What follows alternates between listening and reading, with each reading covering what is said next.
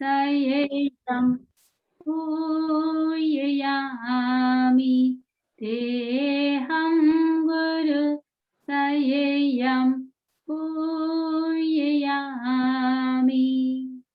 आराध्य को नमन। उपस्थित बंधु बहन,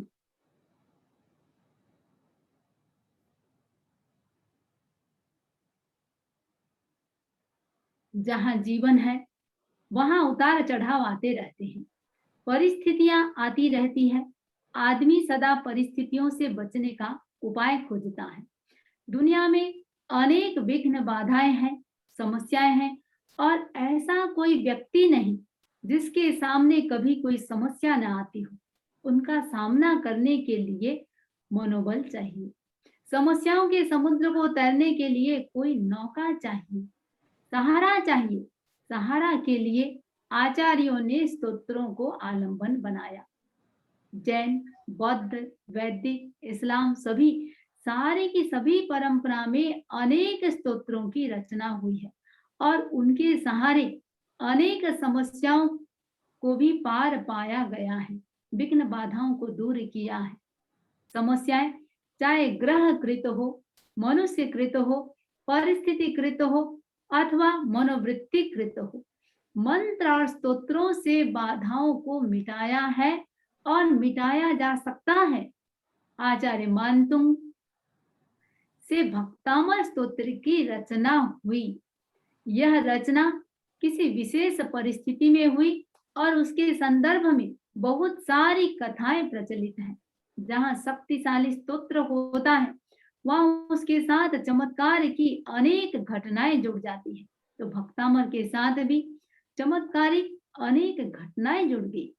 लोग कहने लगे, उस समय जो भी चमत्कार होता था, लोग कहने लगे सिर्फ और सिर्फ उन्हीं जो भी घटनाएं हैं, मैं विस्तार में नहीं जाऊंगी कि भाई केवल वही लोग चमत्कार कर सकते हैं। तो कहते हैं उस समय राजा ने सभा में पूछा था, उपस्थित जैनों से पूछा था कि क्या तुम्हारे में कोई है जो इस प्रकार चमत्कार कर सके। लोगों ने आचार्य मानतुंग का नाम बताया। संयोग से आचार्य मानतुंग वाराणसी नगरी, उसी समय वाराणसी नगरी में उनका आना हुआ। राजा ने आचार्य मानतुंग को चमत्कार दिखाने के लिए आग्रह किया। उन्होंने स्वीकार नहीं किया। घटना के विस्तार में नहीं जाती हूँ, आप लोगों को लगभग पता भी है। सारे दरवाजे बंद कर दिए गए, हाथों में हथकड़ी, पैरों में बेड़ी, और आचार्य मानतुंग उस समय जकड़ दिया गया। उस स्थिति में मंत्रविद आचार्य मानतुंग से रचना किए नहीं, रचना हुई। और इस स्तोत्र में हालांकि उन्होंने कोई बेड़ियों को तोड़ने के लिए और हथकड़ियों को तोड़ने के लिए ये नहीं किया, ऑटोमेटिक उनके भीतर से उनको तो भान ही नहीं रहा कि ऐसा कुछ हुआ है। इतने वो भगवान आदिनाथ में डूब गए और स्तोत्रों की रचना होती चली गई। इस स्तोत्र में मंत्रों के अक्षरों की ऐसी संयोजना की गई है कि स्तोत्र जाप से सारा काम अपने आप हो जाता है। भक्तामर स्तोत्र एक शक्तिशाली स्तोत्र है। भक्तामर स्तोत्र एक रहस्यपूर्ण यात्रा है। देखिए, इसका पहला अक्षर भक्त से शुरू होता है और अंतिम शब्द लक्ष्मी से इसका अंत होता है। पहला शब्द जब भक्त से शुरू होता है, भक्त उस समय भगवान के रहस्यपूर्ण विवरण में बिल्कुल इन्वॉल्व हो जाता है, ओतप्रोत हो जाता है। और अंतिम शब्द जब लक्ष्मी का प्रयोग होता है, उस समय बॉडी में एक पॉजिटिव एनर्जी का संचार होता है और वो एनर्जी व्यक्ति को mental peace, physical fitness, financial stability के साथ साथ सामाजिक परिवेश को भी पॉजिटिव बना देता है। भक्तामर की हर पंक्ति में 7 लघु और 7 गुरु अक्षर है। आचार्य मानतुंग काउंट करके नहीं बनाए। स्वतः ही भक्ति की पराकाष्ठा, भक्ति से स्तोत्र की स्वतः स्फुरणा होती चली गई। तो जिस छंद में इसको बनाया गया है उसको बसंत तिलिका कहते हैं। और साइंटिफिक दृष्टि से दूसरी बात, भक्ति तो थी, साइंटिफिक दृष्टि से भी इस पर हम विचार करें इसमें जो शब्दों का अरेंजमेंट किया हुआ है, जो शब्दों की संयोजना की हुई है, उसमें एक ताकत है। जैसे हीरे आदि खदानों को काटने के लिए ध्वनि का उपयोग करते हैं, बसंत तिलिका छंद और साथ में शब्दों की संयोजना, उनमें तोड़ने की क्षमता है, कुछ टूटता है। ध्यान दें, सिर्फ ताले ही नहीं, इससे कर्म टूटते हैं, कर्मों की सघन निर्जरा होती है। तो एक प्रश्न होता है, जैसे कि मैंने कहा कि आचार्य मान तुम क्या बेड़ियों और तालों को तोड़ने के लिए इसकी रचना की? नहीं, वो ऑटोमेटिक होता गया। मैं बंधन में हूं उनको भान भी नहीं था। तो भक्तामर की रचना के पीछे प्रश्न होता है, उद्देश्य क्या रहा होगा? आद्योपांत भक्तामर को देखने से लगता है आचार्य मान तुम का मुख्य 5 उद्देश्य रहा है। जैसे तीर्थंकरों का मूल लक्ष्य होता है, वो जो देशना देते हैं, मूल लक्ष्य क्या होता है? संसारी लोग कैसे मोक्ष को पा सकते हैं, भाव भ्रमण से कैसे संसारी लोग मुक्त हो सकते हैं, कैसे सांसारिक प्राणी आध्यात्मिक मार्ग को प्रशस्त कर सकते हैं। तीर्थंकरों के देशना का बेसिक उद्देश्य होता है, वे संसार के कल्याण के लिए अपनी पुण्याई का उपयोग कर लोगों को देशना देते हैं। आचार्य मानतुंग सोच रहे हैं, भगवान जब जग कल्याण के लिए देशना देते हैं, तो मेरा भी क्या कर्तव्य बनता है, मुझे क्या करना चाहिए, कलयुग में क्या क्या किया जा सकता है। बौद्धिकता लोगों की इतनी विकसित नहीं कि प्रज्ञा जागृत है, या ज्ञान इतना विकसित नहीं कि लोग अपना आध्यात्मिक मार्ग प्रशस्त कर सके। उन्होंने सोचा आने वाला युग आर्थिक युग है, आने वाला युग बौद्धिक युग है, आने वाला युग भौतिक युग है, और विशेष बात तो यह है, कलयुग का व्यक्ति भीतर से भय से आक्रांत है। दिन भर भय, व्यापार कर रहा है तो भीतर से डरा हुआ है पैसा डूब न जाए, गाड़ी चला रहा है तो गाड़ी कहीं किसी से टक्कर ना खा जाए, कहीं जाए तो कोई अवरोध ना आ जाए, कोई ना कोई भय व्यक्ति के दिमाग में बना ही रहता है, और भय ही दुख का मूल कारण है। तो आचार्य मानतुंग ने सोचा ऐसी कोई रचना करूं, व्यक्ति भक्ति में गाता भी रहे और मंत्र की ऊर्जा भी उसके भीतर चली जाए। तो 5 उद्देश्य। पहला उद्देश्य रहा भय से मुक्ति, भयभीत व्यक्ति नया कुछ नहीं कर सकता। अध्यात्म का मार्ग कहाँ से स्टार्ट होता है? निर्भीकता से। निर्भीकता से ही अध्यात्म का मार्ग स्टार्ट होता है। धर्म भी एक औपचारिकता रह गई, औपचारिकता बन करके रह गई है। धर्म भी कर रहा है व्यक्ति, डर कर रहा है। धर्म करेंगे तो ये फायदा होगा, या नहीं करेंगे तो अमुक नुकसान होगा। तो आचार्य मानतुंग ने सोचा ऐसा कुछ दिया जाए व्यक्ति भय से मुक्त हो सके। दूसरा उद्देश्य रहा आर्थिक सहयोग मिले। कहावत है भूखे भजन न होए गोपाला। भगवान ने भी कहा भूख से बढ़ करके दुनिया में कोई दुख नहीं। भौतिक लाभ होता कैसे है? ध्यान दे, पुण्य से होता है। तो पुण्य से ही भौतिकता की प्राप्ति होती है। अपनी व्यक्ति की अपनी अपनी पुण्याई तो है ही, तीर्थंकरों की भी असीम पुण्याई है। हमें क्या चाहिए? भौतिकता चाहिए तो उनके अतिशयों की स्तुति करने से उसकी प्राप्ति होती है। तो आचार्य मानतुंग का दूसरा उद्देश्य रहा आर्थिक सहयोग।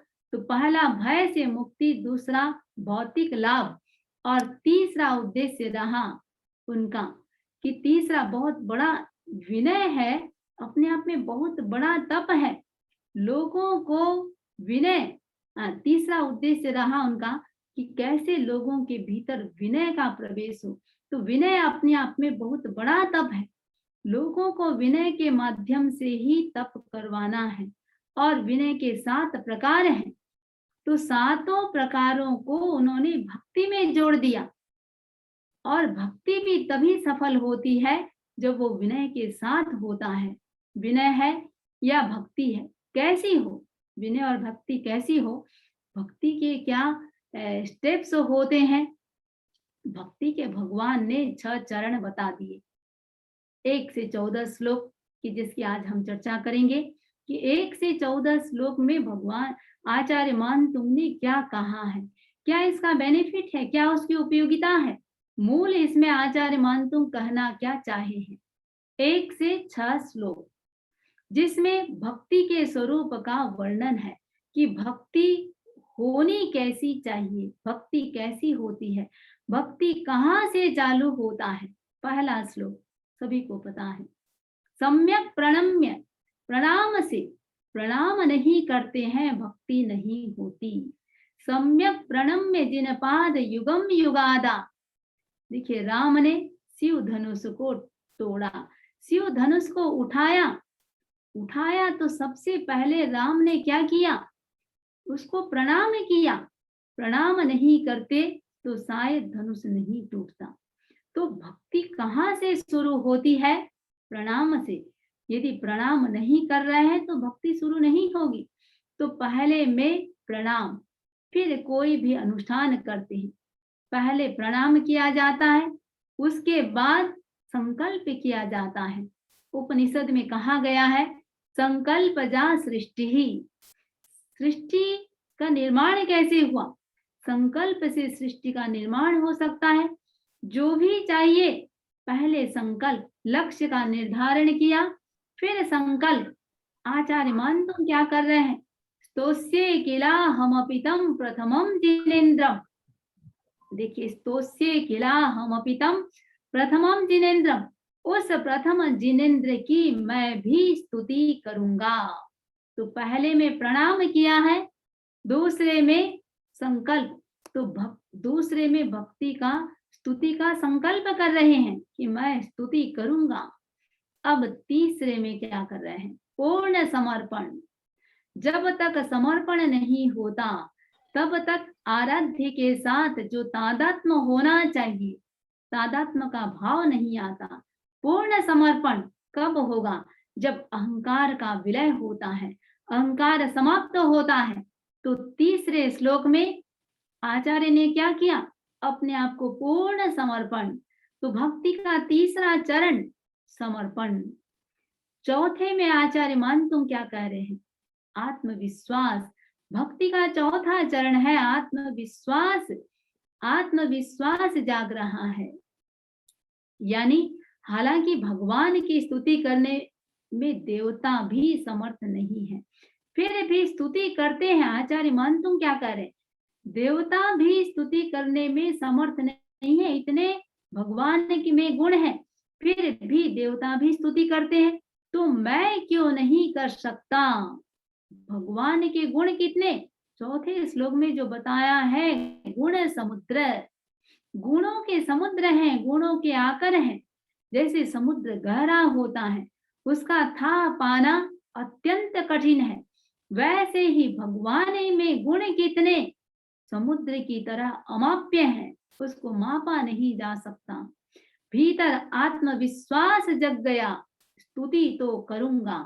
स्तुति का साधन क्या होगा, अब 5वें श्लोक में कह रहे हैं, तो वो साधन होगा भक्ति। तब भक्ति वशात विगत शक्तिरपि स्तवम कर्तुम प्रवृत्तः। शक्ति से रहित हूं, देखिए आचार्य मान तुम क्या कर रहे, शक्ति से रहित हूं, फिर भी भक्ति के कारण आपकी स्तुति करूंगा। और अब छठे में शक्ति की जागृति हो गई। 5वें में भक्ति के लिए शक्ति चाहिए, अब शक्ति का ऊर्ध्वारोहण। छठे श्लोक में शक्ति का ऊर्ध्वारोहण हो रहा है। साइंस कहता है संवेग की प्रबलता में हमारा जो एड्रिनल ग्लैंड है, जो अपने नाभि के पास रहता है, एड्रिनल ग्लैंड इतना अधिक स्राव करता है कि आदमी में अनजानी अनचाही ताकत आ जाती है। जिस वस्तु को नॉर्मल स्थिति में व्यक्ति हिला भी नहीं सकता, उसी वस्तु को संवेग की प्रबलता में व्यक्ति उठा लेता है। बड़े से बड़ा काम करने में समर्थ हो जाता है। अब शक्ति का ऊर्ध्वारोहण हो रहा है। तो भक्ति के आचार्य मान तुमने 6 चरण बताए। पहले में प्रणाम, फिर संकल्प, तीसरे में समर्पण, समर्पण भी कैसा? पूर्ण समर्पण। हाँ, ध्यान दे, प्रणाम भी कैसा? सम्यक प्रणम्य। देखिए, अलग प्रणाम के भी अलग अलग प्रकार हैं। सम्यक प्रणम्य, अच्छी तरह से सम्यक प्रकार से प्रणाम। दूसरे में संकल्प, तीसरे में समर्पण भी कैसा? पूर्ण समर्पण, समर्पण हो गया। चौथे में आत्मविश्वास को जगाया। अब भक्ति को सहारे, भक्ति के सहारे स्तुति करूंगा। पांचवें में भक्ति, और भक्ति से शक्ति आ जाती है, शक्ति आ गई। अब छठे में शक्ति का ऊर्ध्वारोहण। ऊर्ध्वारोहण कैसे होगा? छठे श्लोक में वो बात बताई है। तो 1 से 6 गाथा में आचार्य मान तुमने भक्ति की विधि की बात कह रहे हैं, भक्ति के स्वरूप की बात कहे हैं। और 7 से 11 श्लोक में भक्ति के प्रतिफल की बात कर रहे हैं। भक्ति से निष्पत्ति क्या होगी, स्तुति से लाभ क्या होता है, उसकी चर्चा 7वें से 11 श्लोक में कर रहे हैं। कितनी बड़ी बात कह दी। अष्ट कर्म, 8 कर्म सारे की सारे नाश को प्राप्त होते हैं। 18 पाप, 9 कसाय सारे समाप्त होते हैं भक्ति से। आध्यात्मिक दोष सारे समाप्त होते हैं। तो सारे कसाय, आध्यात्मिक दोष, 18 पाप, 8 कर्म सारे की सारे समाप्त होते हैं। जहां ये सब समाप्त होंगे वहां क्या होगा? आनंद ही आनंद, आनंद की प्राप्ति, भय मुक्ति, दुख मुक्ति, कर्मों का क्षय, पापों का क्षय। ये सब किससे हो रहा है? भक्ति से। तो 7 से 11 श्लोक में भक्ति की निष्पत्ति की बात बता रहे हैं कि उससे क्या क्या होता है। तो आज 7वें श्लोक में आचार्य मान तुम भगवान की स्तुति करते हुए बहुत ही महत्वपूर्ण बात बोले हैं। त्वत्सस्तवेन भव संतति सन्निबद्धम पापम क्षणात् क्षयमुपैति शरीर भाजाम। उदाहरण क्या दिया? आक्रांत लोक मलिनीलमशेषमासु सूर्यम सुभिन्नमिव सार्वरम अंधकारम। देखिए, आचार्य मान तुम कह रहे हैं स्तुति से हजारों हजारों भवों के, अनंत भवों के संचित सारे पाप कर्म क्षण भर में क्षय को प्राप्त होते हैं। कितनी बड़ी बात! कैसे होते हैं? सुंदर उदाहरण दिया। कितना ही सघन अंधकार क्यों न हो जाए, सूर्य आता है, सारे अंधकार एक क्षण में समाप्त हो जाते हैं। आपकी स्तुति सूर्य जैसा है।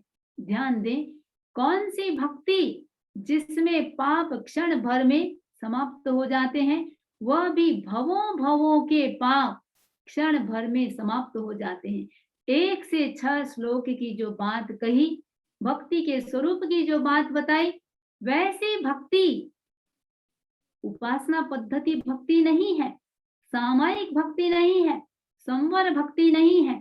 1 से 6 श्लोक में जो भक्ति के सारे स्टेप्स बताए, वैसी भक्ति से भव संतति पापम क्षणात् क्षयमुपैति। भवों भवों के पाप क्षण भर में समाप्त हो जाते हैं। तो आगे भी देखिए, वो भक्ति भी कैसी हो जिसमें विनय के 7 जो रूप हैं, 7 रूप समाहित हो, तब भक्ति फल देता है। एक एक श्लोक मंत्र गर्भित है। आचार्य मान तुम मंत्रविद थे, काव्यकार थे। वे जो कुछ भी बोले, भाषा तो काव्य की थी और शब्दों में इतनी ऊर्जा फूंक दी कि एक श्लोक अपने आप में, एक एक श्लोक चमत्कारिक बन गया। 6ठे श्लोक में ज्ञानावरणी कर्म का क्षय हो रहा है। जिनकी मति अल्प हो, 6ठा श्लोक इतना पावरफुल है, उतना पावरफुल है, व्यक्ति मेधा संपन्न बन सकता है। वही 7वें श्लोक में 8 कर्मों की निर्जरा की बात कर दी। 9वें श्लोक में तो और आगे की बात कह रहे हैं। 9वें श्लोक में आस्ताम तव स्तवन मस्त समस्त दोषम त्वत्संग कथापि जगताम दुरितानि हंति। देखिए, स्तुति का अचिंत्य प्रभाव होता है, ये बात तो बता रहे हैं। स्तुति से अज्ञ विज्ञ बन जाता है, विज्ञ विशेषज्ञ बन जाता है, साधारण व्यक्ति असाधारण बन जाता है, पतित पावन बन जाता है, नर नारायण बन जाता है। बिंदु से सिंधु की यात्रा स्तुति से संभव है। तो आचार्य मान तुम कह रहे हैं स्तवन वह होता है अस्त समस्त दोषम, जिससे सारे दोष मिट जाते हैं।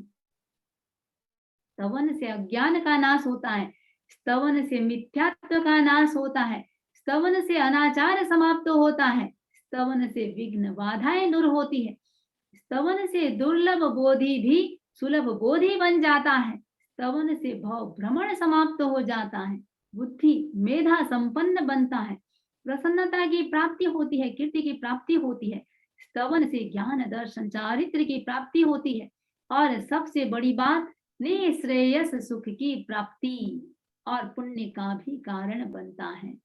तो 9वें श्लोक में आचार्य मान तुम कह रहे हैं समस्त दोषों का नाश करने वाला तुम्हारा स्तवन, आस्तम दूर रहो, सारे सारे दोषों को नाश करने वाला तुम्हारा स्तवन तो बहुत दूर की बात है। त्वत्संग कथापि जगताम दुरितानि हन्ति, आपके सम्यक कथा भी प्राणियों के पापों को नष्ट करती है। सम्यक कथा भी, और उपमा भी कितना सुंदर दिया। दूरे सहस्र किरण कुरुते प्रभैव पद्मा करेषु जलजान विकास भांजी। सहस्र किरणों से युक्त सूर्य तो बहुत दूर, सूर्य की प्रभा भी, सूर्य की रश्मि किरणें भी सरोवरों में अलसाए हुए कमलों को विकस्वर करती है। कसाय मुक्ति के लिए ये 9वां श्लोक इतना पावरफुल है। 8 कर्म की निर्जरा के लिए जहां 7वां श्लोक पावरफुल है, कसाय मुक्ति के लिए 9वां श्लोक पावरफुल है। हर प्रकार के भयों को भी ये 9वां श्लोक दूर करने वाला है। आचार्य मान तुम धीरे धीरे अब और आगे बढ़ रहे हैं और गहरे में उतरे, उनको अनुभव हुआ, एक कदम और आगे बढ़ गए। अब 11वें श्लोक में कह रहे हैं, देखिए पहले स्तुति की बात की, फिर कथा की बात की, अब 11वें श्लोक में कह रहे हैं स्तुति और कथा को छोड़ दो, आपको देख लेना भी अपने आप में पर्याप्त है। सिर्फ देख लेना, आपके दर्शन मात्र से प्राणियों का उद्धार हो जाता है, पातक सारे पाप सारे नष्ट हो जाते हैं। भगवान का ऐसा रूप होता है जिसके दर्शन मात्र से भक्तों को अपने स्वरूप का बोध होने लग जाता है, अंतर दृष्टि जाग जाती है और व्यक्ति अंतर्मुखी बन जाता है, यानी भक्ति की पराकाष्ठा, आनंद की प्राप्ति। तो भगवान के दर्शन से अपूर्व आनंद की प्राप्ति होती है। दृष्ट्वा भवंत मणिमेष विलोकनीयम नान्यत्र तो समुपयाति जनस्य चक्षु। आचार्य मान तुम कह रहे हैं 11वें श्लोक में, प्रभु आपको देखने के बाद ये जो मनुष्य की चक्षु है, दृष्टि है, कहीं भी दोष को संतोष को प्राप्त नहीं होता। अपूर्व आनंद की प्राप्ति, तो इस श्लोक से अपूर्व आनंद की प्राप्ति, आनंद कब होगा? देखिए जब भाव पवित्र होते हैं, और भाव पवित्र कब होगा? जब भीतर का मैलापन समाप्त होगा। तो ये जो 11वां श्लोक है, ये भीतर की मलिनता को दूर करके भावों को पवित्र बनाने वाला और अपूर्व आनंद देने वाला श्लोक है। 1 से 6 भक्ति का स्वरूप, 7 से 11 भक्ति का रिजल्ट, और 12 से 20, हालांकि 14 श्लोक तक की बात है, लेकिन 12 से 20 इसमें जैन दर्शन के सिद्धांतों का प्रतिपादन कर रहे आचार्य मान। 12 से 20 तक आत्मा के गुणों की चर्चा है। 12वें श्लोक में वीतरागता को प्रणाम किया गया है। भगवान का मूल स्वरूप क्या है? वीतरागता। इस श्लोक से, 12वें श्लोक से राग द्वेष का भाव व्यक्ति के भीतर कम होता चला जाएगा। 13वां श्लोक जिसमें सम्यक दर्शन की चर्चा है, तो इससे व्यक्ति के भीतर सम्यक दर्शन पुष्ट होता है। 14वें श्लोक जिसमें ज्ञान की चर्चा है, भगवान के सम्यक ज्ञान पुष्ट होता है। और 15वें श्लोक में चारित्र की चर्चा है, इससे सम्यक चारित्र का विकास होता है। और सम्यक ज्ञान, सम्यक दर्शन, सम्यक चारित्र जो मूल है, जो जैन दर्शन का, मोक्ष मार्ग का फाउंडेशन हम कह सकते हैं, पाठ कह सकते हैं। भगवान के गुणों की चर्चा करते हैं तो आध्यात्मिक लाभ होता है। अतिशयों की चर्चा से गुणों की चर्चा से आध्यात्मिक लाभ, अतिशयों की चर्चा से भौतिक लाभ, अभय की स्तुति से भय निवारित होता है। 28 से 36 जिसमें भगवान के अतिशयों की चर्चा है, जो भौतिक लाभ में निमित्त बन सकता है। और 37 से 47 भीतर अभय का वास होता है, भय का नाश होता है। पूरे भक्तामृत का पाठ व्यक्ति के भीतर की एनर्जी को पूरा पॉजिटिव बना देता है। और हम देखें 48वां श्लोक जो आपके आगे आएगा, मूल यदि भक्तामृत का केंद्र बिंदु देखें, 48वां श्लोक। अब हम वापस देखें ज्ञान वृद्धि, 6वां श्लोक ज्ञान वृद्धि, 7वां श्लोक कर्मों का नाश, 9वां श्लोक कषाय मुक्ति, 11वां श्लोक शांति और आनंद की प्राप्ति, 12वां वीतरागता, 13वां सम्यक दर्शन, 14वां सम्यक ज्ञान, 15वां सम्यक चारित्र। ये हुआ आध्यात्मिक दृष्टि से। अब यदि इंसान संसार में जीता है, भौतिक सुख सुविधा भी चाहिए, तो दूसरे ढंग से जो आचार्यों ने इसके लाभ की बात कही है, उसके लाभ की बात, पहला श्लोक जो रिद्धिदायक है, सुख सौभाग्यदायक है और उपद्रव को निवारित करता है। दूसरा श्लोक सारे प्रकार के विघ्न विनाशक है और सामने वाले के भीतर यदि आपके प्रति शत्रुता है, ज्वेलस का भाव है, वो भी सारा दूर होता है और कष्ट संकट सारे भी दूर होते हैं। सिरदर्द के लिए भी, ज्यादा सिरदर्द रहता है तो भी दूसरा श्लोक माना गया है। तीसरा श्लोक इससे भी शत्रुता भूल करके मैत्री का भाव करेगा। और दृष्टि दोष जिसको नजर भी बोलते हैं, दृष्टि दोष भी दूर होता है। चौथा श्लोक किसी भी प्रकार के जल जंतुओं का जो भय है वो दूर होता है। 5वें श्लोक से आंखों की पीड़ा दूर होती है। 6वां श्लोक जो भी बताया कि भाई ज्ञान का विकास होता है, बिछुड़े स्वजन भी मिलते हैं। 7वां श्लोक पाप संकट सारे दूर होते हैं, उपद्रव निवारक, सारे प्रकार के विष दूर होते हैं। 8वां श्लोक शारीरिक पीड़ा दूर होती है, स्किन डिजीज किसी प्रकार का है, अरिष्ट नाशक। और 9वां श्लोक हर प्रकार का भय को दूर करने वाला है। 10वां श्लोक विष निवारक माना गया है। 11वें श्लोक से खोई हुई वस्तु की प्राप्ति। ये तो सारे तुच्छ है, जहाँ इतने बड़े लाभ होते हैं फिर भी लोग कई बार इन चीजों की आवश्यकता होती है।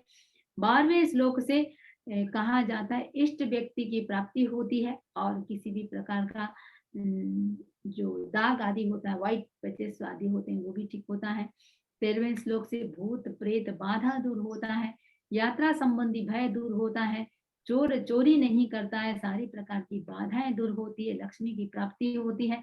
और 14वां श्लोक को तो बहुत ही पावरफुल माना गया है, आधि व्याधि विनाशक, किसी भी प्रकार का शारीरिक मानसिक दुख दूर होता है, आंधी तूफान का भय दूर होता है, शत्रु के भीतर शत्रुता समाप्त होती है, वात रिलेटेड जितने भी, वायु से रिलेटेड जितने भी बीमारियां हैं वो सारे दूर होते हैं, नर्वसनेस किसी के भीतर हो वो दूर होता है, एंजाइटी सारे दूर होते हैं, बहुत ज्यादा जो सोचता है उनके लिए भी ये अच्छा है, व्यक्ति की सोच पर एक ब्रेक लगता है, बहुत ज्यादा चिंता होती है, नींद की किसी को कमी है, हैप्पी हेल्दी, ये सारे जीवन जीने के लिए। और सबसे बड़ी बात वेट रिड्यूस के लिए भी बोलते हैं, ऐसा जिन्होंने भी रिसर्च किया है, वेट रिड्यूस के लिए भी ये पावरफुल है। तो आप लोगों का ये 14 श्लोक शायद जो भी करते हैं, दिनेश जी ने जैसा कि बताया है कि 14 श्लोक एक श्लोक आप लोगों का हो रहा है, तो इस प्रकार ये बेनिफिट है। मूल बात है, देखिए निष्ठा की बात, हमारे भीतर कैसे स्तुति करेंगे, 1 से 6 तक जो बात बताई है कितनी निष्ठा है, कितनी हमारे भीतर कंटिन्यूटी है, और जो शब्द बोल रहे हैं, मरे मरे बोल रहे हैं या बिल्कुल एकदम पावरफुल बोल रहे हैं, तो बहुत सारे चीज को हम देखते हैं तो ये लाभ होता है। तो इस प्रकार आज 1 से 14 श्लोक की हमने चर्चा की है, और वैसे ये अपने आप में बहुत ही पावरफुल है। इन्हीं भावनाओं के साथ ओम अरहम, ओम अरहम। ओम अरहम, वंदामी नमम स्वामी। मैं रक्षिता बोहरा। सामनी जी, बड़ा बड़ा बड़ा ओम अरहम आपके लिए। आपने इतनी बारीकी से एक एक लाइन, एक एक श्लोक के बारे में इतना अच्छा बोला है। बहुत से लोग जो नहीं जानते होंगे, आज आपको सुनकर उन्हें बहुत अच्छा लग रहा है, इंक्लूडिंग मी। मुझे भी नहीं मालूम था कि इतने सारे बेनिफिट्स है भक्तांबर के। So I am very very thankful to you, आपने ये आज प्रोग्राम किया हमारे लिए। May I now, Dinesh Bhaiya, may I now request Prachi ji to please introduce Pramila ji, जो भक्तांबर का सेशन हमारे लिए ले रहे हैं on a daily regular basis in the South Zone. Yeah, hello. Yes, Prachi, please go on. Our second personality, who has such a persona, which is an inspiration to many. She is a chartered accountant and had been in financial advisory for 16 years. She was a $1 million roundtable member, CEO council member, and had been an executive council member at Max Life Insurance Company. She has secured up to 175 crores for her clients. She is such a personality who had balanced all other aspects of her life to the fullest. Traveled to 20 countries from Max Life. Max Life gave the flexibility and financial well-being to her. She is none other than Pramila ji. Pramila ji has 2 highly educated children. Her son Akshay completed from Columbia Business School and daughter Sunaina completed Masters in Architecture from Switzerland. Her daughter-in-law Aditi did her Masters in Harvard University. Her husband Ashok ji and entire family is Sang Samarpit and very much dedicated towards Sadhu and Santo ki Seva. Now may I request Pramila ji to speak few words, please.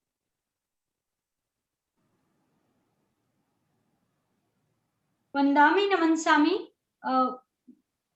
ये तो मतलब संयोग की बात है कि I was inclined to spiritualism and in one of the meetings of our South Zone, Dinesh had requested to do Manglacharan. और भक्तामर के 2 श्लोक बोलने से he just prompted कि आप इसके ऊपर कर सकते हो क्या, and I just took it on me कि चलो करते हैं. And a situation, an incident in life just before the session made me believe into it, because I went through a situation where I used Bhaktamar बहुत जोरों से मैंने use किया था, and I found its impact on that situation. I got out of that situation for my husband had a problem which was detected very badly, and we got over it through the Bhaktamar healing and other things.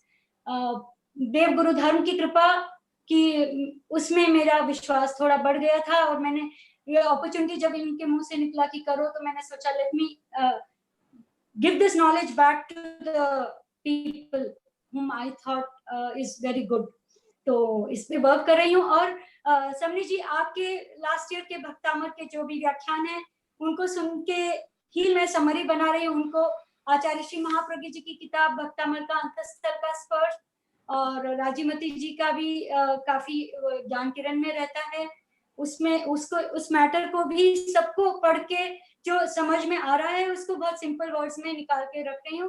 पर कृपा सब आपकी ही है, देव गुरु धर्म की कृपा है, और आपकी व्याख्यानों से बहुत लाभान्वित होके ही मैं पास कर रही हूँ ये। तो कृतज्ञोस्मि, आपको बहुत बहुत आभार मेरा। मैं आपके प्रति आभारी हूँ, कृतज्ञोस्मि। हाँ, धन्यवाद।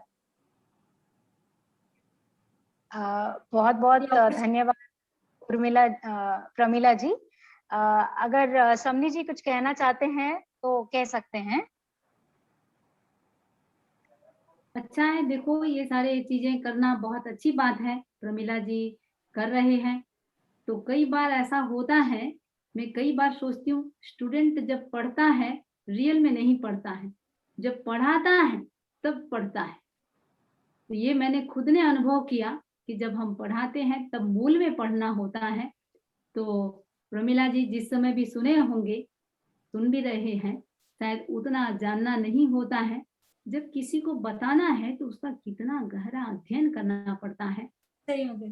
तो ये बहुत अच्छी बात है प्रमिला जी सारे वंदामी नमन स्वामी, एक और बात मैं जोड़ना चाहता हूँ कि प्रमिला जी के साथ उनकी बहू भी साथ में बैठ के ये जो भी कंटेंट बनाते हैं दोनों साथ में बनाते हैं। तो दुनिया में दूसरी तरफ जब टीवीज और देखते हैं, टीवीज और सब देखते हैं तो सास और बहू का तो रिश्ता देख ही लेते हैं, बट ये आई थिंक स्पिरिचुअलिटी का ही एक उनका आशीर्वाद है कि दोनों साथ में कर रहे हैं। And I think they are the role models for all of us also, कि सास बहू दोनों मिलके ऐसे वीडियोस बना रहे हैं, धर्म की चर्चा है, धर्म का जो भी काम कर रहे हैं, आई थिंक दोनों को साधुवाद है, दोनों साथ में कर रहे हैं।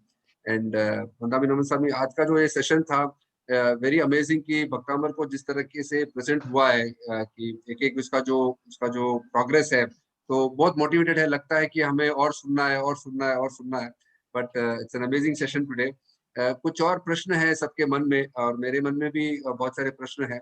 एक पहला प्रश्न है कि बहुत साल पहले भक्तामर के बारे में सुना था कि ये बहुत पावरफुल है, तो एक मन में था कि इसको कंटेस्ट करना है।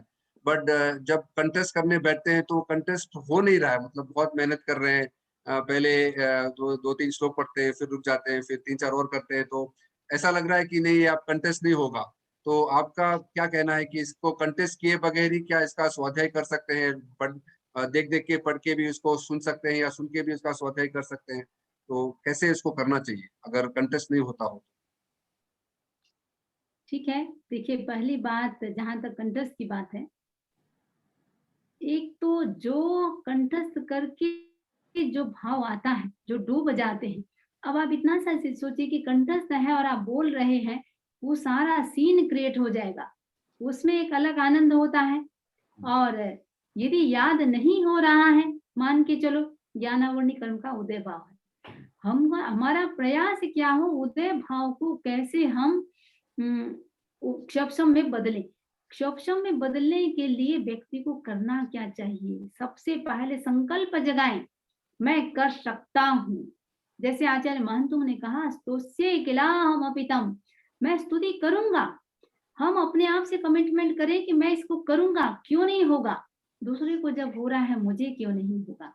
तो संकल्प इतना गहरा हो, ये मत सोचो ये नहीं भी याद हो रहा है।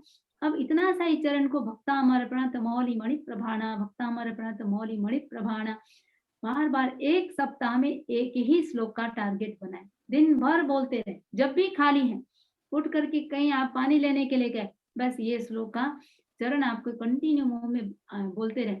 7-7 दिन में यदि सिर्फ एक एक श्लोक करते हैं, मैं सोचती हूँ भूलना भी चाहे उस भक्तामर को कभी आप भूल नहीं पाएंगे। आचार्य कालुगणी कहते थे, याद करने का साधन क्या है? घो ची पोली, घो यानी घुटाई करो, घुटाई करो। अब मान लो जैसे सपोज मैं छोटी सी बात लेती हूँ, 25 बोल लिया, 25 बोल का पहला बोल गति 4, पहला बोल गति 4, पहला बोल गति 4, ये घुटाई हुआ बार बार। होम्योपैथी दवाई को भी क्या करते हैं, जितनी उसकी पोटेंसी बढ़ाने के लिए उसकी घुटाई की जाती है। हम जितनी घुटाई करेंगे उसका पावर बढ़ेगा। घुटाई किया, ची, बार बार उसको रिपीट किया, चितारना किया, वो सामने वाले को पूछ लिया, बोलो पहला बोल क्या है, बोलो 7वां श्लोक क्या है, बोलो तीसरा श्लोक क्या है, पूछ लिया, लिख लिया।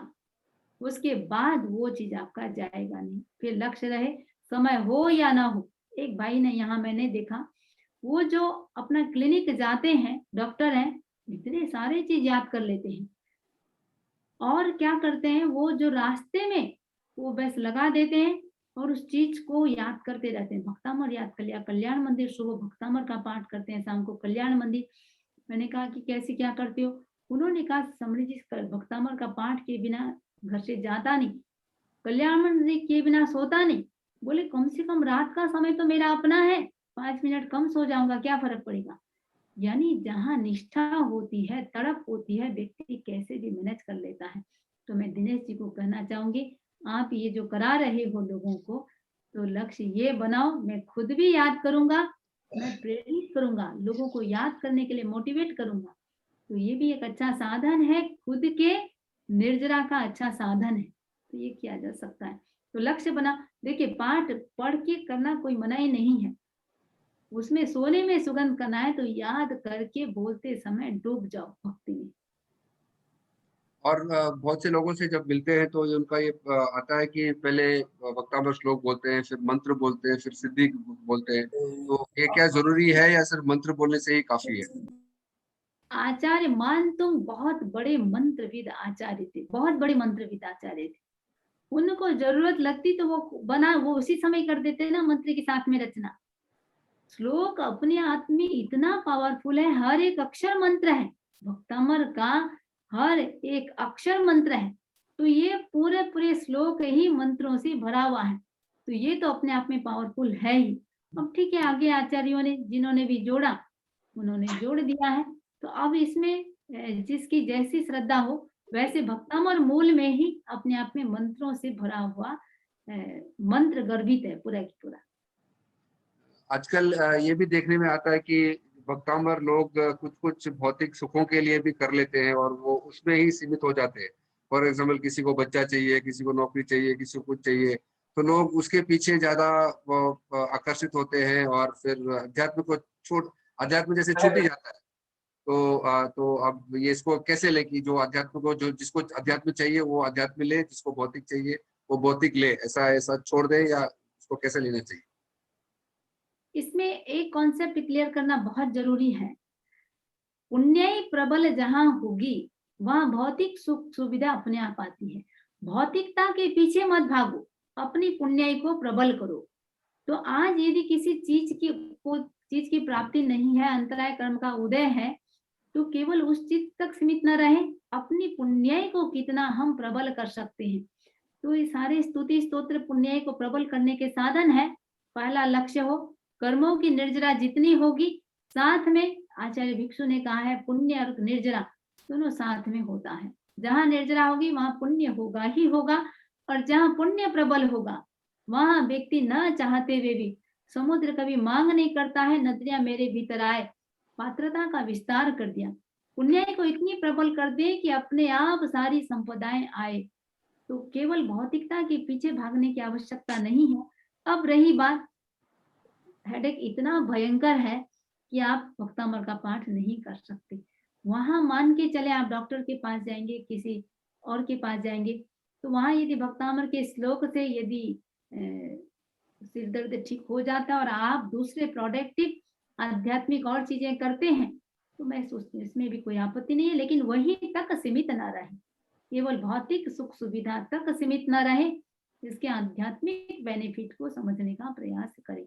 और आज जो 14 श्लोक की हमने बात की, 7वें श्लोक में 8 कर्मों की निर्जरा हो रही है, 9वें श्लोक में कसाय कम हो रहे हैं, ये सारे पुण्य को प्रबल करने के साधन है।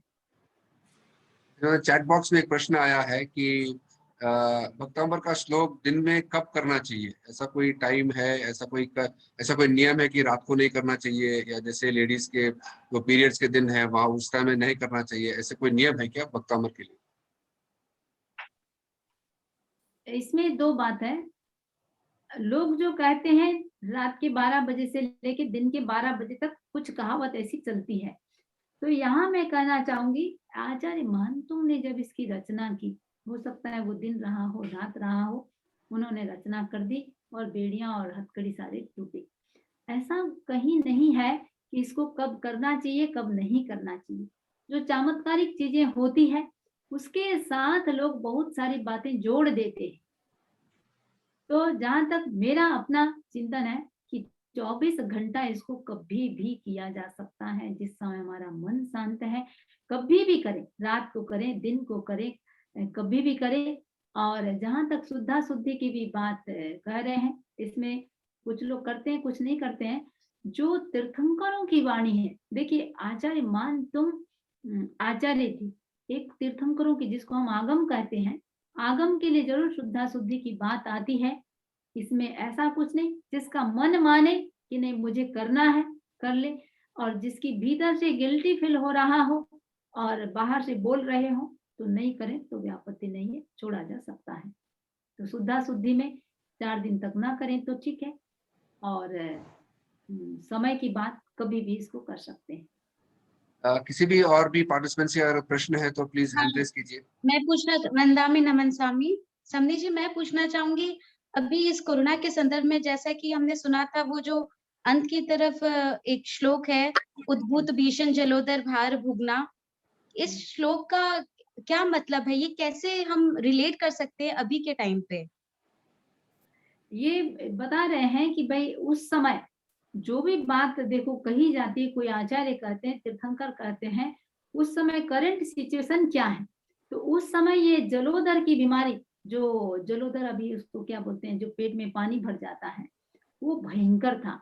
जैसे आज अपन बोलते हैं कैंसर का रोग या दूसरे कोई भी कोरोना, ये कुछ जो एकदम असाध्य बीमारी जिसको बोलते हैं, जिसका कोई उपचार नहीं था, तो जिसका उपचार नहीं था, तो वो आज के सिचुएशन में वो जो भी हो सकता है।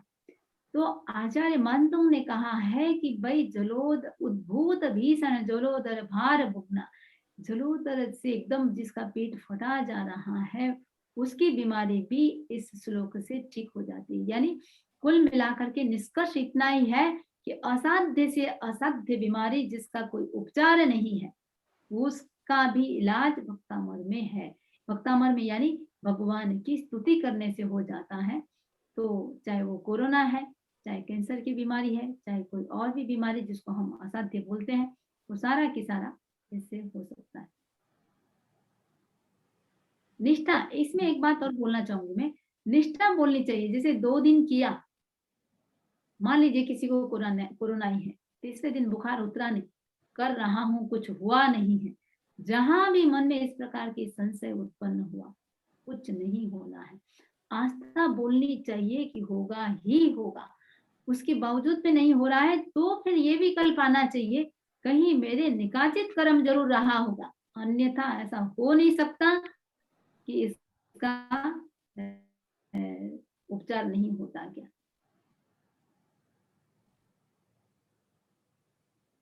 किसी और का भी प्रश्न है तो प्रश्न पूछ सकते हैं, किसी- हैंड रेज करके प्रश्न पूछ सकते हैं। वंदना नमन स्वामी जी, एक क्वेश्चन था कि जब भक्तामर सुनते हैं या बोलते हैं तो कई बार उसके जो वर्ड्स का जो मीनिंग है वो समझ में जब नहीं आता, तो वो वाले इमोशंस नहीं आते जो यूजुअली जब साधारण भाषा में कुछ पढ़ते हैं तो आते हैं। तो उसके लिए क्या करना चाहिए, या इमोशंस कितने इंपॉर्टेंट है, वो भाव आना कितने इंपॉर्टेंट है, कि आना ही चाहिए, कैसे क्या करना चाहिए उसके लिए?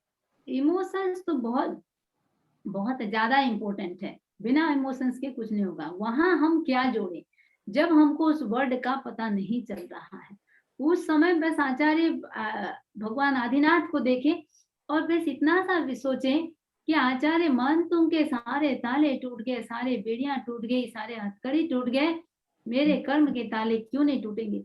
बस भक्ति में इतना भाव विभोर हो जाओ कि मेरे सारे की सारे 8 कर्मों की निर्जरा हो रही है, और जिन उद्देश्य के साथ कर रहे हैं वो सारा मेरा बिल्कुल, बस भक्ति में डूब जाओ।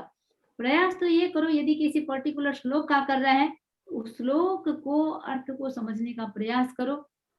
थोड़ा सा टाइम लगेगा, 5 मिनट 10 मिनट तो, और यदि पूरे का कर रहे हैं तो ये भी लक्ष्य रखें कि एक सप्ताह में 2 श्लोक के अर्थ को आत्मसात करने का प्रयास करो और बार बार उसके चिंतन करो, उसका पिक्चर देखो, तो शायद मेरे ख्याल से आ जाएगा। नहीं भी आ पा रहा है उसका अर्थ, तो बस इतना ही देखो कि मैं भगवान की स्तुति कर रहा हूँ और मेरे सारे कर्म के ताले टूट रहे हैं।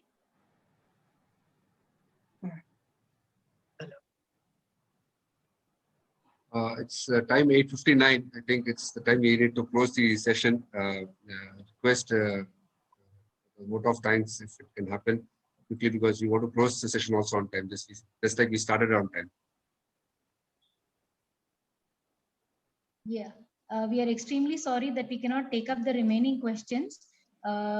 May I please request Rishabh ji Lunia to do the vote of thanks. Thank you Rakshita जी। परम आराध्य के चरणों में श्री वंदन। आज का जो प्रोग्राम हमने रखा था, आई थिंक उससे ज़्यादा अच्छा रिस्पांस देखने को मिला। तो सबसे पहले श्रमणी जी को वंदामी नमस्कारामि, जिन्होंने काफ़ी ही सरल भाषा में, आई थिंक मेरा भी ये पहला अवसर है कि इतनी अच्छी तरह से मुझे जो श्लोकों का मीनिंग समझ में आया, और आशा करता हूँ कि जो आज हमारे साथ जुड़े हैं उनको भी काफ़ी आनंद आया होगा।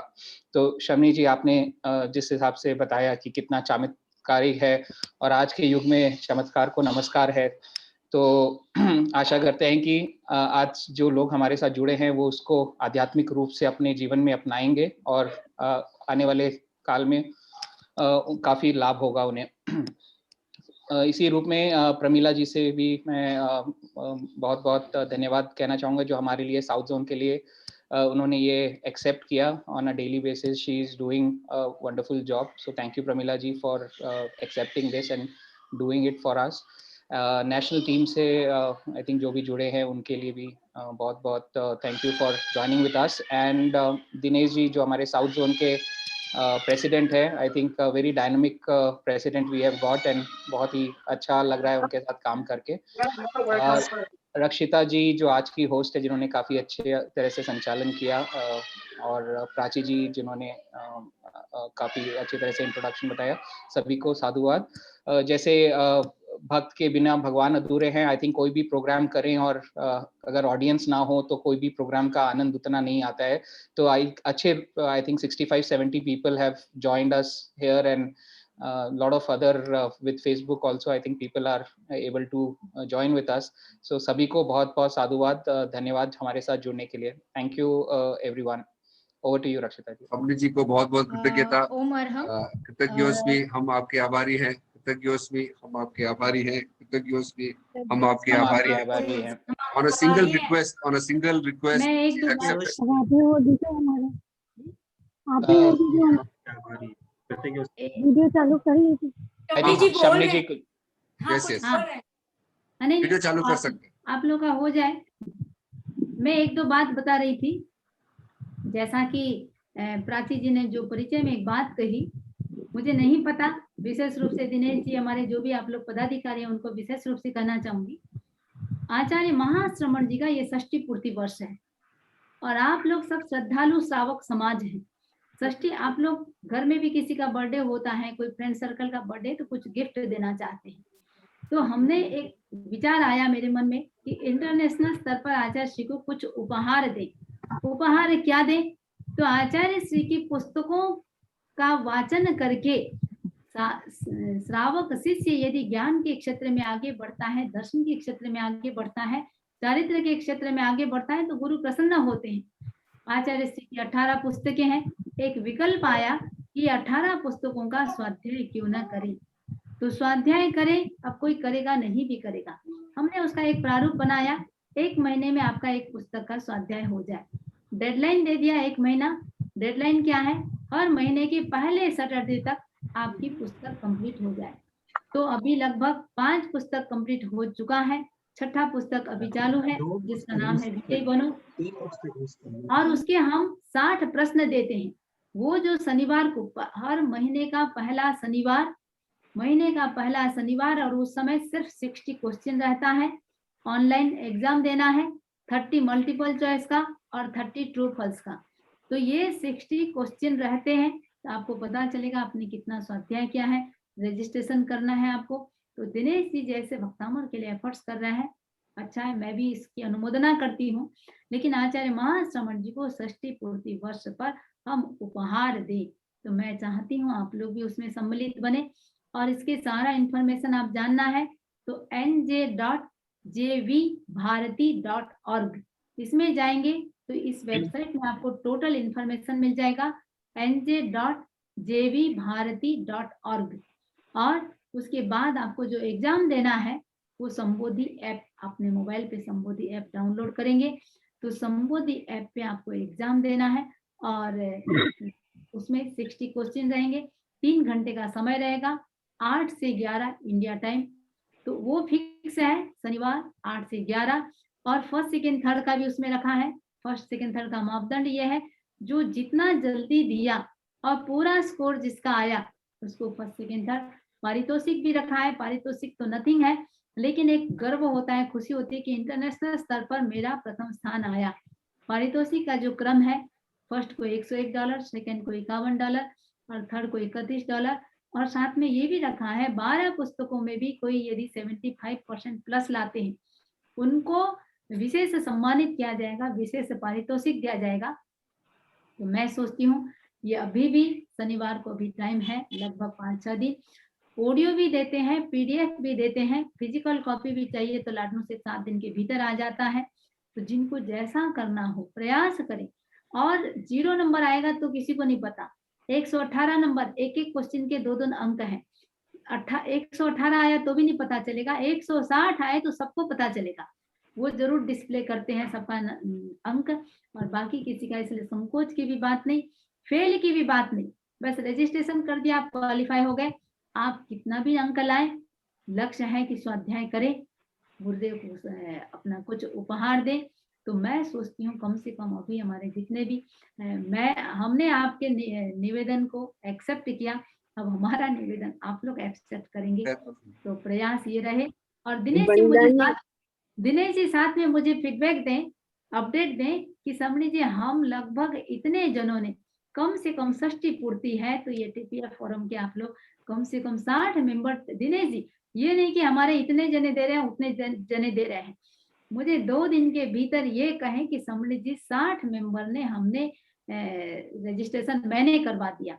तो ये मेरा दिनेश जी से विशेष रिक्वेस्ट रहेगा कि आप मैं मेरा अनुभव शेयर कर सकती हूँ। 1 मिनट। तो एक ये बने वर्धमान का प्रयास करें आप लोग अधिक से अधिक जुड़ने का। और दूसरी जो बात मैं कह रही थी कि दूसरी बात, हाँ चलो पुष्पा जी की बात फिर बात बता देती हूँ। पुष्पा जी क्या करते हैं, देखिए हम इस पे संबोधि ऐप पे मॉक टेस्ट भी रहता है, और इसके अलावा पुष्पा जी हर चैप्टर का मॉक टेस्ट देते हैं। तो बहुत बड़ी बात है, हर पुस्तक के हर चैप्टर का मॉक टेस्ट लोगों को देते हैं। 20-20 क्वेश्चन बना के देते हैं हर चैप्टर से। तो क्वेश्चन से भी आप लोगों को काफी क्लियर हो जाएगा। और हम प्रश्न ऐसा देते हैं जिससे मैं सोचती हूँ जनरल नॉलेज, अपने कॉमन सेंस का उपयोग करके आप उसका आंसर दे सके। तो ऐसा प्रश्न रहता है, नहीं भी पढ़ पाए तो एक बार आप अपने आप को देखने के लिए एग्जाम दें। तो ये विजयी बनो, पहला शनिवार जून 6 तारीख को शायद आएगा। तो प्रयास करें कि इसमें आप लोग सम्मिलित होने का। तो ये हुआ बने वर्धमान का प्रोजेक्ट। और एक दूसरी बात जो मैं कह रही थी, जैसा कि बताया गया कर्मवाद का सेशन चला, भक्तामर का चला, एक हमने अभी संडे से एक शुरू किया है आप्त वचन, भगवान की वाणी अरहत वाणी पर आप्त वचन पर एक श्रृंखला शुरू की है। तो आप लोग उसमें भी, इंडिया का बहुत सुटेबल टाइम है आप लोगों का, हर संडे को रात को 8:30 बजे से 9:30 बजे तक सिर्फ 1 घंटे का, वो भी आप लोग चाहें तो उसमें आप जुड़ सकते हैं। और भी सारे चलते हैं। हाँ, अभी जो कोरोना की बात जो कही प्राची जी ने, किसी ने पूछा कि अब देखिए बात ये है कि हमारा इफेक्ट किसको होता है, जिसका लंग्स कमजोर होता है, जिसको स्ट्रेंथ और स्टेमिना जिसका वीक है। तो प्राणायाम इस स्थिति में, और विशेष रूप से आप लोग इंडिया वालों के लिए इतना मस्ट है। तो यहाँ हमने देखा प्राणायाम जो हमारे 80 साल के 90 साल के प्राणायाम जो डेली करते हैं, कोरोना आके चला भी गया और उनको पता भी नहीं है। तो प्राणायाम भी हम कराते हैं सुबह 4:30 से आपके आफ्टरनून 4:30 से 5:30 बजे। वो लिंक वगैरह दे देंगे, जुड़ना चाहे 2-4 बार करना चाहे तो आप वो भी, अभी कोविड के लिए मैं सोचती हूँ वो बहुत जरूरी है, तो उसमें भी आप लोग जुड़ सकते हैं। ओम आरहम। पुष्पा जी आपको कुछ बोलना है? पुष्पा जी भक्तामर के लिए मैं सभी को बोलना चाहूंगी कि सारे की सारे भक्तामर का प्रयास करें, भक्तामर को लर्न करने का, और दिनेश जी विशेष रूप से करेंगे।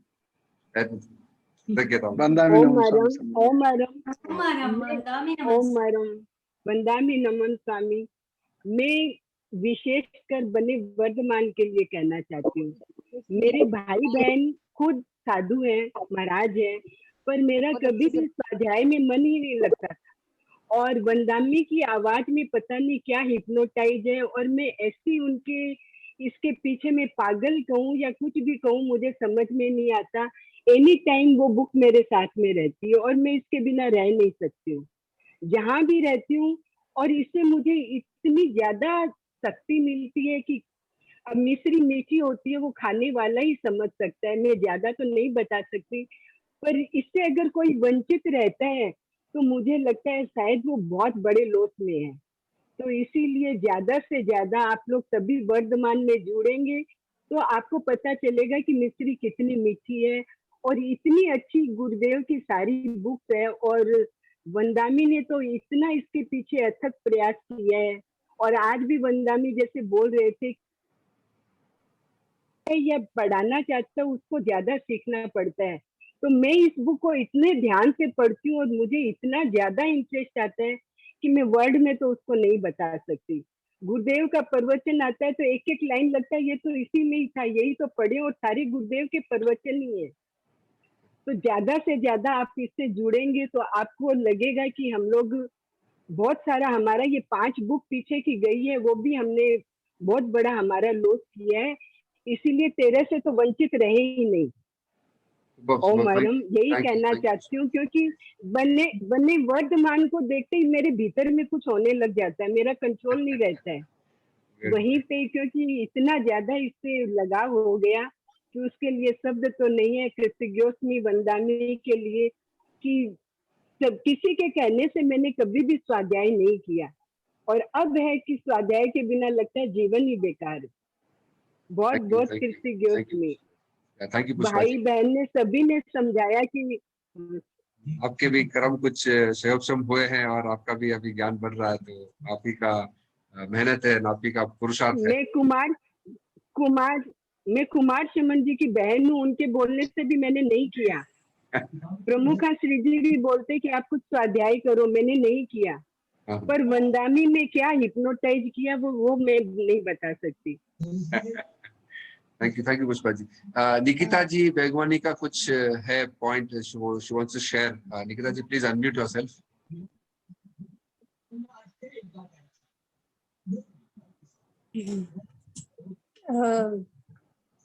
वंदामी नमन स्वामी समनी जी, मुझे पता नहीं कि आपको मैं याद हूँ कि नहीं। मैं विशाखापट्टनम से निकिता बेगवानी को बोला करती थी।